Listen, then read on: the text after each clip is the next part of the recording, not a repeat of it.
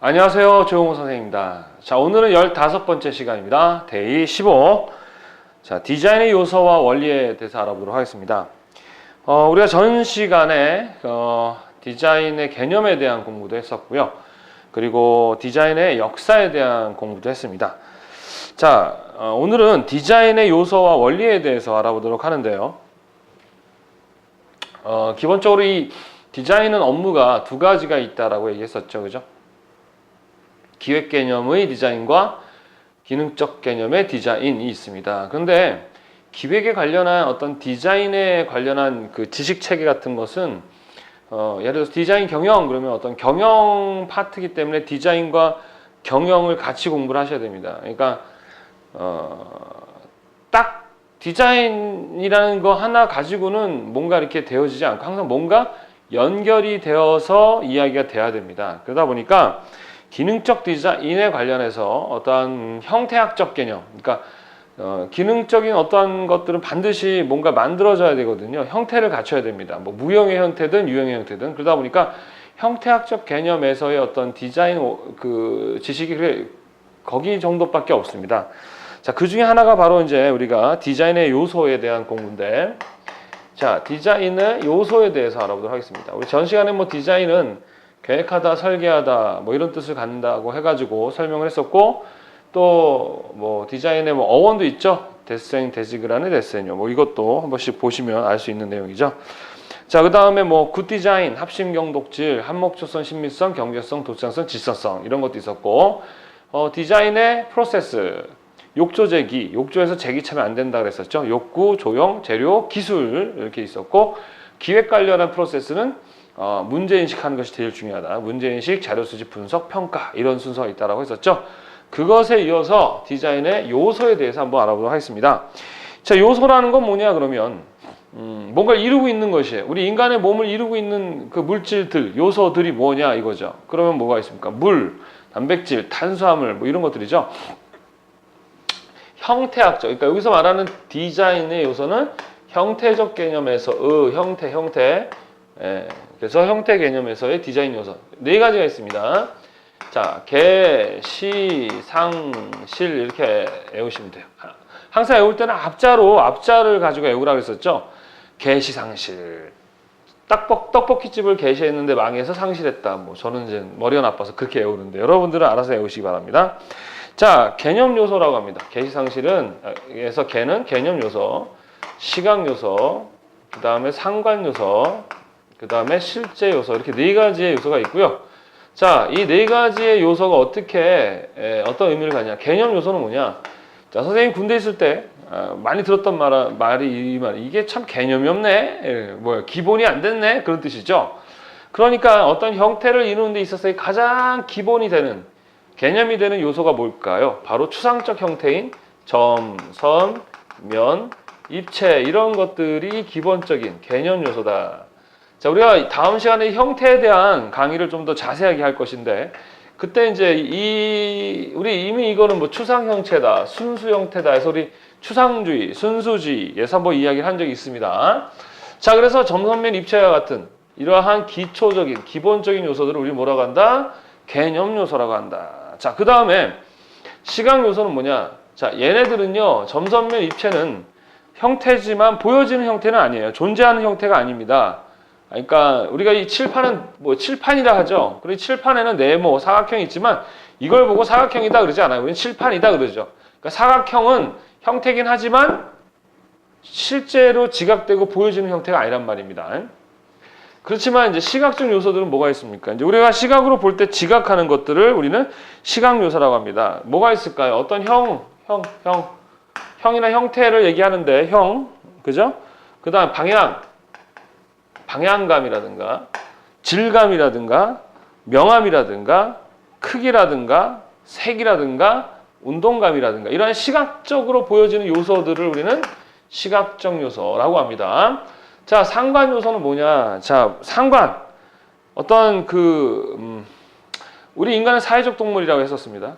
내가 왜 행복하냐? 내가 왜 불행하냐? 내가 왜 못생겼냐? 이것은 우리가 나 혼자 살면 그런 걸 알 수가 없어요. 왜? 내가 못생겼는지 잘생겼는지 기준이 없잖아요. 나는 그냥 이게 당연한 줄 알고 산다고. 근데 어느 날 나보다 좀 잘생기거나 나보다 잘난 사람 바라보면 상대적으로 나는 못생겼어 라고 느낀단 말이죠. 그래서 어떻게 돼요? 불행하구나 라고 하는 거예요.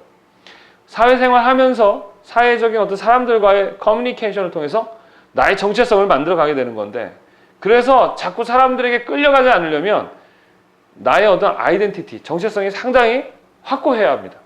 근데 그게 쉬운가요? 어렵죠. 남들이 다 하는데 나만 안 하기는 어려워요. 그런데 디자이너들은 그래야 됩니다. 따라가는 게 아니라 사람들을 끌고 가는 리더의 어떤 자리에 있는 그 일을 많이 해요. 디자이너들은. 그 사람들이 은근히 디자이너 그러면 뭔가 이렇게 좀 앞서가는 어떤 지성인 같은 느낌으로 대하는 이유가 그런 거예요. 본능적으로. 예, 거기에 부합된 디자이너들이 돼야 되겠죠. 상관도 마찬가지야. 자, 내가 뚱뚱하다. 자, 대한민국의 우리 여학생들 평균, 세계 평균의 어떤 이렇게 몸무게 보면은 이렇게 막 뚱뚱한 게 아니고 정상이거나 도리어 날씬하다고 합니다. 그런데 하도 아이돌이나 뭐 이런 매스컴을 통해서 비친 이 여자들의 어떤 아름다움이 그 날씬한 거잖아요. 그러다 보니까 자기들은 뚱뚱하다라고 생각하죠. 바로 무게감입니다. 무게감. 면적이라든가 이런 무게감 같은 것들이 바로 뭐예요? 상관 요소입니다. 상관 요소. 자, 실제 요소라는 것은 이제 실제로 이 형태를 갖춘 애가 어떠한 목적을 가지고, 목적성이죠. 실제로 사용되어지고 쓰여지는가에 대한 그러한 개념. 그것을 실제 요소라고 합니다. 그래서 디자인을 이루는 특히 어떤 형태에 관련한 형태, 기능적인 부분, 형태에 관련한 디자인 요소로서는 개, 시, 상, 실이라는 이러한 네 가지 요소를 갖는다. 특히 여기서 점과 선과 면과 입체, 모든 형태를 갖추고 있는 가장 순수 형태 이 네 가지의 특징에 대한 시험 문제들이 출제가 되는데요. 자, 점은 말 그대로 점이죠. 점은 뭘 나타냅니까?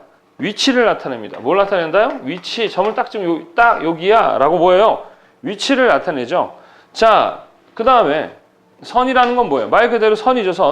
선이죠. 선. 이런 식의 선을 표현합니다. 이러니까 이건 뭘 나타냅니까? 방향을 나타나죠. 이동하는 어떤 방향을. 그러니까 성격이 뭐냐? 점은 위치를 나타내는 성격이고 선은 어떤 방향성을 가지는 성격을 갖는다. 이렇게 보시면 되겠습니다. 그 다음에 면은요. 하나의 이러한 면을 갖다 보니까 공간의 성격을 갖습니다. 뭘 갖는다? 공간의 성격을 갖는다. 자, 그 다음에 입체는요. 이런 식으로 입체적인 모양을 갖기 때문에 뭡니까? 이거는 부피도 있고요. 그 다음에 두께도 있습니다. 물론 입체는 위치, 방향, 공간 다 가지면서 부피와 두께. 그러나 가장 큰 성격은 부피, 두께입니다. 자, 점과 선, 선과 면, 면과 한계. 이것은 서로 다 같이 연결되어 있는 것들이죠. 왜? 점이 발전하면 선이 되고 선이 발전하면 면이 되고 면이 발전하면 입체가 되는 거예요. 그죠? 그래서 요 두 사이가 변하는 어떤 시점이 있을 거 아니에요. 자, 이 점이라는 걸 확대하게 되면 어떻게 이런 점도 있을 거 아니에요. 그렇죠. 이거 축소하면 이렇게 되는 거지만 확대해봤더니 이렇게 됐다. 그럼 이거는 뭐예요? 선처럼 보이기 때문에 이건 선이라 할 수 있습니다. 그래서 점을 뭐라고 하느냐? 선을 넘어가지 못하는. 자, 선생님이랑 여러분, 여자분이 물론 저보다 운동을 더 많이 한 여자분은 이길 수 있겠지만 웬만한 여자들은 저랑 뭐예요? 80원 질 거야. 그럼 내가 너는 그게 너의 한계야 그러잖아요. 나를 이길 수 없어. 나를 넘을 수 없어 라는 뜻이죠. 그래서 이거는 선의 한계라고 합니다. 뭐라고 한다? 선의 한계. 한계가 이 한계 말고 한계라고요. 그러면 선은 뭘까요? 면의 한계겠고 얘는 입체의 한계겠죠. 그죠? 이렇게 뭐 그런 식의 말을 쓰니까 이제 이야기를 한 겁니다. 자, 그래서 이러한 애들의 성격과 그 다음에 특징을 알아두시고 그 다음에 우리가 이제 인쇄 및 사진 기법에서 배웠었죠. 네거티브다, 포지티브다라는 걸 배웠습니다. 네거티브가 뭐였습니까? 반대된다라는 것이에요. 포지티브는 뭔가 긍정적이다. 그 포지티브는 상당히 적극적인 것이고요. 얘는 좀 뭐예요? 수동적인 그런 개념이죠. 그래서 네거티브와 포지티브라는 점이 있고 선이 있고 네거티브라는 선과 포지티브라는 선이 있고 네거티브라는 면과 포지티브라는 일이 있습니다. 그래서 포지티브 점 그러면 적극적인 점 그러고요. 네거티브 점 그러면 그 수동적인 점이라고 하면 됩니다. 그래서 예를 들어서 뭐 선과 점이라는 것은 직접 점을 표시하는 이런 것들이 우리는 이제 적극적인 점이고요. 선과 선이 만나서 만들어지는 이런 어쩌다 만들어진 점들을 우리는 포지티브한 점 그럽니다. 그래서 적극적으로 만들어지는 선, 적극적으로 만들어진 면 이런 것들은 포지티브라고 하고요. 우연히 만들어지거나 어떤 일부에서 그냥 우연히 보여지는 것들은 네거티브, 점, 선, 면, 입체라고 얘기를 한다. 뭐 그저 그렇게 알아두시면 될 것 같습니다. 자, 그 다음에 시험 문제 많이 나오는 게 뭐냐? 이 선이 갖고 있는 다양한 선의 종류에 대한, 성격에 대한 시험 문제가 많이 출제가 됩니다. 그래서 선의 종류를 보게 되면 직선이 있죠, 직선. 자, 직선은 상당히 어떻습니까? 직선적이다 그러지 않습니까? 그죠? 그래서 남성적인 성격을 갖고, 곡선은 뭐 어때요? 좀 여성적이다, 부드럽다 이렇게 이야기를 합니다. 자, 그 다음에 수직선이 있고 수평선이 있죠. 수직선은 이제 하늘로 올라가는 느낌이다 보니까 상승감, 상당히 종교적 개념의 희망 상승 이런 거고, 우리 수평선이나 지평선을 보면은 왜 그 바닷가에 수평선, 지평선 보러 가죠? 우울하거나 슬플 때, 편안함을 느끼고 싶을 때죠. 또 사선이라는 것은 상당히 뭔가 굴러 내려갈 것 같은 불안감을 준다. 뭐 이런 것들 뭐 다 한 번씩 읽어보면 아는 정도의 내용들입니다. 자, 그 다음에 또 시각 요소에서의 질감이라는 거, 요것도 물어보는 시험 문제들이 많이 나오는데, 질감이라는 것은 이제 그 시각적으로, 촉각적으로 다 이렇게 뭔가 이렇게 거칠은 느낌, 그죠? 뭔가 이렇게 만져지는 듯한 느낌, 이런 것들을 질감이라고 합니다. 자, 이렇게 해서 디자인의 요소에 대한 이야기는 여기까지 하도록 하겠습니다. 디자인 요소 개, 시, 상, 실 잘 기억해 두시기 바랍니다. 자, 그 다음에요, 뭐가 있을까요? 디자인의 원리가 있습니다. 뭐가 있다? 디자인의, 뭐가 있다? 원리라는 게 있습니다. 디자인의 원리. 자, 원리는 뭐냐? 자, 원리라는 것은 뭐냐면요, 게임 같은 것도 그렇고, 여러분, 처음에 여러분, 자, 뭐든지 그래. 야구 잘하고 축구 잘하고 게임 잘하려면 어떻게 해야 됩니까? 태어날 때부터 자동으로 잘해지는 건가요? 아닙니다. 많이 해야 잘하는 거예요. 한 번 한 애보다 두 번 한 애가 더 잘하고요. 두 번 한 애보다 10번 한 애가 더 잘하게 돼 있습니다. 왜 그러냐면요. 게임 같은 경우도 어떤 그 한 판을 못 깨다가 여러 번 하다 보면은 깨게 되고 계속 깨게 되는데, 그 뭐냐? 나름 자기만의 노하우, 방법, 원리를 깨닫는 거죠. 그래서 이 원리라는 것은 노하우다 이렇게 보시면 되겠습니다. 그래서 미국이 야구를 잘하는 이유는 뭐냐? 노하우를 많이 갖고 있는 거예요. 오랜 역사를 갖고 있다 보니까 나름대로의 노하우를 많이 갖고 있는 거죠. 그래서 그 노하우를 배우면 시간을 단축할 수 있어요. 예를 들어서 선생님이 시각 디자인이라든가 컬러리스트를 강의하고 연구한 기간이 저는 대략 한 이제 18년, 19년 차입니다. 예, 제가요. 저는 지금 정도의 제가 알고 있는 지식과 경험, 이것을 몇 년 만에 19년 정도 해서 지금 수준을 만든 거예요. 제가 이렇게 능력이 없다 보니까 그래요. 이 정도밖에 못 만들었죠.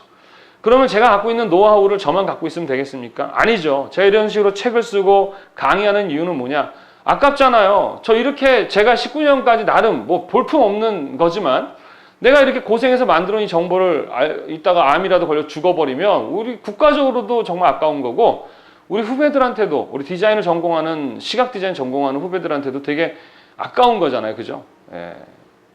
그러니까 나는 19년 걸린 이 지식과 경험 정보를 교재나 강의를 통해서 여러분한테 주면 여러분들은 한 달 또는 두 달 또는 뭐 3개월 이내에 완벽하게 저만큼의 수준은 아니더라도 내가 깨닫고 아는 정도의 지식을 갖고 가는 거죠. 그러니까 여러분은 내가 19년 걸렸던 것보다도 더 빠르게 갈 수 있는 거예요. 나의 정보를 가지고 거기다 여러분이 어떻게 해요? 또 연구하고 또 나름대로 개발해서 만들어가면, 그래서 기술의 축적이라는 건 되게 무서운 겁니다. 디자이너는요, 남이 만들어 놓은 밥상에다가 숟가락 갖다 놓는 안정적 직업을 추구하는 그러한 직업군이 아닙니다. 항상 창의적이어야 된다는 거죠. 창의라는 게 뭐냐? 뭔가 전시한주 시간에 있잖아요. 문제를 발견하고 그 문제를 해결해가는 그러한 과정의 것들을 다 창의라고 얘기합니다. 사람들은 창의적인 걸 되게 좋아하거든요. 무슨 말인지 이해되십니까? 그래서 디자인도 지금은 형태의 요소, 형태의 원리입니다. 그래서 어떤 형태를 가지고 모양을 만들어내는 데 있어서 어떠한 원리가 있더라. 그러니까 뭐 좋게 얘기하면 보기 좋게 만드는 또는 사람들이 좋아할 만한 어떤 형태를 만드는 원리가 있더라. 자, 그게 첫 번째 뭐냐? 율동입니다. 뭐라고요? 율동. 영어로는 이제 리듬이라고 합니다. 이거 시험 문제 아주 많이 출정이 돼요. 율동을 왜 줘야 하느냐? 지루하지 않거든요. 자, 포스터 하나를 만들더라도 또는 여러분한테 제가 공지사항을 쓸 때 계속 똑같은 서체의 글자를 띄어쓰기도 않고 써버리면 읽기가 되게 불편하고 안 읽으려 해요. 그래서 강, 약, 뭐 리듬감을 이렇게 딱 주면서 크게 썼다 작게 썼다 크게 쓰고 작게 쓰면서 리듬감을 주는 타이포, 레이아웃을 잡게 되면 읽기도 편하고 보기도 좋아져요. 그래서 율동은 강조, 반복, 점의는 이제 뭘 얘기하는 거냐? 그라데이션이라고 합니다. 자, 이런 식의 어떤 율동감을 주는 세 가지 기억하십시오. 강조, 반복, 점의. 이거 암기하는 방법은 강반점. 짜장면집 이름이 강반점이에요. 강씨가 운영하는 강반점에 짜장면을 시켰더니 좋아서 율동하고 오더라. 이렇게 저는 외워요. 예, 머리 하나 빠서. 그래서 강조라는 것은 말 그대로 강조하는 거예요. 지금 말할 때 되게 중요한 부분을 이렇게 말을 하다가 중요하면 그렇잖아요 하고 이렇게 크게 말을 하는 방법이 강조고, 지금도 마찬가지예요. 선생님 말을 할 때 율동감을 주고 말을 할 때 여러분이 듣기에 편해요. 반복은 강약, 중간약, 강약, 중간약 이런 식이고요. 점의는 딴딴딴딴딴딴딴 이런 식으로 점점 이렇게 그 변화를 주는 겁니다. 또는 뭐 점점 이렇게 하여튼 그라데이션 점의, 우리 이미지에 나와 있는 그런 것들입니다. 자, 그럼 율동감만 주면 되느냐? 그렇지 않습니다. 이 율동감은 곧 가지면서 어때요? 균형이 있어야 됩니다. 사실 이 형태는 상당히 미와 연결이 되거든요. 아름다움은 곧 균형이에요. 우리 여성들도 보면 똑같은, 저도 마찬가지예요. 눈 달렸고 코 달렸고 입 달렸는데 왜 저는 원빈처럼 잘생겼다는 소리 못 들까요? 기능은 똑같은데. 예, 균형감이거든요. 그래서 여성분들도 이렇게 눈 살짝 째거나 약간 이렇게 균형을 맞추면 훨씬 더 이뻐 보이지 않습니까? 예, 그게 균형이에요. 아름다움은 곧 균형입니다. 균형이 상당히 중요해요. 그래서 균형은 두 가지가 있어요. 대칭 균형과 비대칭이라는 게 있어요. 대칭이라는 건 뭐냐면, 자, 포스터 같은 거 만들 때 어떠한 그 그림이나 사진들을 이쪽에다 이렇게 모아서 디자인을 하게 되면 여기와 여기가 무게감이 안 맞아요. 그래서 한쪽으로 치우쳐인 듯한 느낌을 받습니다. 그럼 사람들이 보면서 이 균형이 맞지 않으면 불안감을 느껴요. 이것이 심해지면 뭐예요? 정리정돈 안 하면 막 정신적으로 괴로워하는 이 결벽 환자가 되는 거예요. 근데 사람들은 균형감 있는 걸 되게 좋아해요. 그렇게 만들어졌습니다. 왜? 인간 자체가 불완전하기 때문에 그래요. 자, 그러면 여기에다가 어떠한 자그마한 마크나 로고를 하나 넣어주면 분명히 물리학적으로 이렇게 균형감은 안 맞지만 심리적으로는 안정감을 느껴요. 이걸 우리는 비대칭이라고 합니다. 무게감은 맞지 않으면서 균형감 느껴지는 것을 비대칭. 또 여기에 사용한 만큼의 무게감 있는 걸 배치해가지고 균형감을 주는 걸 우린 대칭이라고 얘기합니다. 자, 이거 함께 균형과 함께 좀 알아둘 게 뭐냐 그러면은 비례라는 거, 비례. 비례라는 게 뭐예요? 뭐뭐에 비례해서 예를 들어서 뭐 1대 2다 하면 얘가 1이 되면 얘는 4가 이런 식으로 2가 되면 4 이런 식으로 뭐뭐에 비례해서 그 균형을 맞춰가는 뭐 그런 것을 우리는 뭐라고 합니까? 비례라고 하죠. 자, 그래서 비례에 관련한 것은 두 가지 문제가 많이 출제가 됩니다.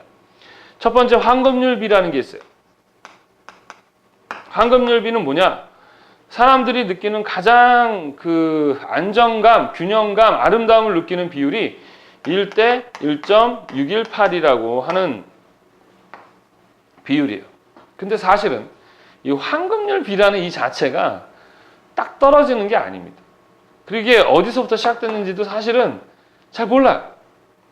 그냥 1대 1.618이 황금률비다 라고 해가지고 그걸 유명해서 뭐 교회도 짓고 막 이랬다는데 사실은 이 황금률비 자체가 뭐 별로 이렇게 맞는지에 대해서 정확한 학자들이 검증된 건 없어요. 그러나 예로부터 이 황금률비는 이거다라고 하다 보니까 그냥 그런 것 같다는 것 같아요. 제가 봤을 때는.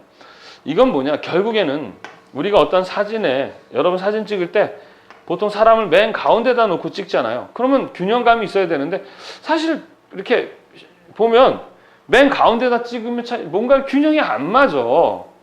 그래서 보통 사진 찍을 때 보면 약간 오른쪽으로나 왼쪽으로 치우쳐서 어떤 한쪽이 좀 더 어떻게 넓게 찍어낸단 말이에요. 그거는 뭐랄까 그냥 그 본능적으로 그렇게 해요. 그래서 1대1이 아니라 1대 1.628 어느 한쪽이 약간 치우쳐 있을 때 많이는 아니지만 그럴 때 뭔가 사람들은 안정감을 느끼는데 그것이 뭐다 하면 바로 황금률비 1대 1.618 요게 하나 나오고요. 또 두 번째는 그 모듈러라는 사람이 있습니다. 그 모듈러라는 사람이 모듈러란다. 그 르꼬르비지라는 사람이 개발한 비례 기법 중에 척도 하나가 바로 모듈러입니다. 모듈러라는 사람이 된다. 자, 르꼬르비지에 의해서 개발된 모듈러. 이것은 영국인 사람을 기준으로 그 키를 183cm를 기준으로 했습니다. 그 인체 공학을 이용한 비례인데 이거 왜 그럴까요? 이제 집을 짓거나 할 때 우리 옛날 초가집 같은 거 보면요 문도 작고요. 그리고 지붕 벽면도 되게 낮습니다. 왜 그랬을까요? 과거의 사람들은 좀 못 먹고 이렇게 지금처럼 풍요롭지 않다 보니까 키가 그렇게 크지가 않았어요. 그러니까 우리가 지금 키 큰 저희들이 가면 작았지 그분들한테 그렇게 작았던 게 아닙니다. 여하튼 그래서 영국에 그리고 기준을 잡을 때 너무 작은 사람보다는 큰 사람을 잡아놓으면 그 이해 사람들은 다 쓸만하잖아요. 그러니까 183cm의 영국인의 어떤 그 키를 기준으로 해서 이제 그 비례를 만든 게 바로 모듈러라고 합니다. 자, 그것까지 기억을 해두시면 될 것 같아요. 그 정도만 아시고 그 다음에 비례의 종류에 관련한 게 가끔 기사에서 시험에 나옵니다. 뭐 루트비, 정수비, 상가수열비, 파보나치 수열, 등차 수열, 등비 수열 이런 것들인데 뭐 정수비는 정수에 의해서 비례가 올라가는 것이고 등차는 앞에 거 뒤를 뺐을 때 같은 차들로 변해가는 거고 등비는 뭐 이렇게 비에 의해서 간다. 뭐 이런 내용들인데 한 번씩 읽어보시면 충분히 이해할 수 있는 내용들입니다. 자, 그 다음에 이 균형만 있으면 안 됩니다. 이런 것들의 하모니, 조화를 이루어야 된다. 자, 그래서 디자인의 궁극적인 목적은 인간이 행복해지는 것이지만 형태학적인, 보기 좋은, 사람들이 보기 좋은 것을 통해 행복함을 느끼는 가장 행복의 방법은 균형과 조화입니다. 디자인의 목적은 사실은 균형과 조화입니다.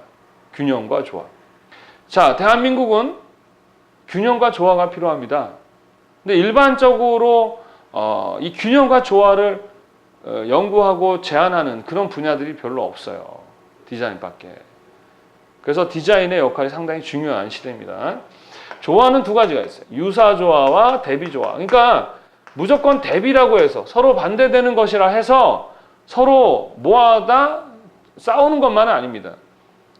서로 다른 느낌이 은근히 조화를 이루는. 그래서 뭐 방송에서도 보면 이렇게 그 무한도전 같은 경우를 보면 서로 다른 캐릭터들, 상당 대비되는 캐릭터들을 잘 조화를 이루니까 오랫동안 사랑을 받으면서 재밌잖아요. 반대로 또 잘생기거나 못생기거나 하는 어떤 그런 똑같은 유사한 사람들끼리 모여도 어떻다? 조화를 이룰 수 있어요. 그래서 조화라는 건 상당히 그때그때 상황에 따라 달라질 수 있다는 것이죠. 그래서 이 조화를 이루는 방법 중에 가장 중요한 거는 내 고집 부리지 않으면 됩니다.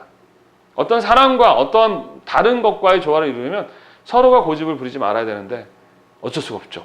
자기 유익을 위해서 사람들은 그렇게 하기 힘들어요. 그 디자이너가 그래서 힘든 겁니다. 그 직무나 일이 힘든 게 아니라 나보다는 남을 생각해야 되는 업무다 보니까 그게 어려운 거예요. 저도 어려워요.